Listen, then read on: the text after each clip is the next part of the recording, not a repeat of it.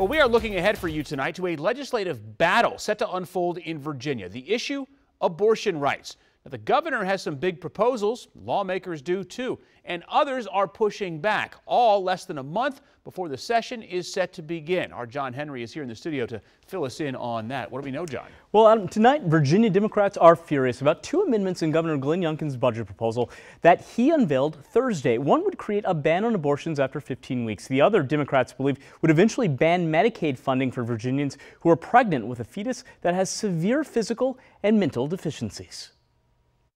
On Thursday, Republican Governor Glenn Youngkin unveiled his proposed budget. One of the big ticket items, a big tax cut that could result in $1 billion worth of savings for Virginians. That will touch all Virginians, and particularly those that need it the most. But a day later, the other side of the aisle is concerned about something else the governor proposed, his desire to establish an abortion ban. We've got some serious issues here in Virginia, and to go after women this way, it's not good. House Democratic Caucus Chair Charnel Herring said she believes the governor is essentially trying to make abortions into a felony. That is the plan, is to create a new crime. She's not the only one. Other Democrats, like State Senator Luis Lucas, have even suggested the governor is trying to line up a $50,000 appropriation to jail women and doctors. But Youngkin's team has pushed back on that claim. His spokesperson said the governor is looking for bipartisan consensus on a bill to protect life after 15 weeks, with exception in the case of rape, incest, or threats to the life of a mother. And suggestions that he wants to imprison women is just political posturing. The spokeswoman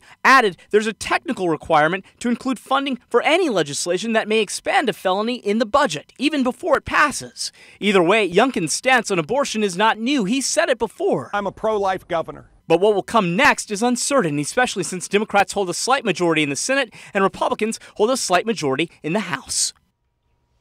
Now, we should note one Republican delegate, Marie March, has already pre-filed legislation ahead of next month's kickoff to session that would ban all abortion services. Meanwhile, Herring told us no Republicans have reached out to her yet on a bipartisan solution. So, John, one quick question. Whether or not the governor is successful in passing legislation for a 15-week abortion ban, is there anything that he has the power to do to restrict abortion access without the legislature being involved at all?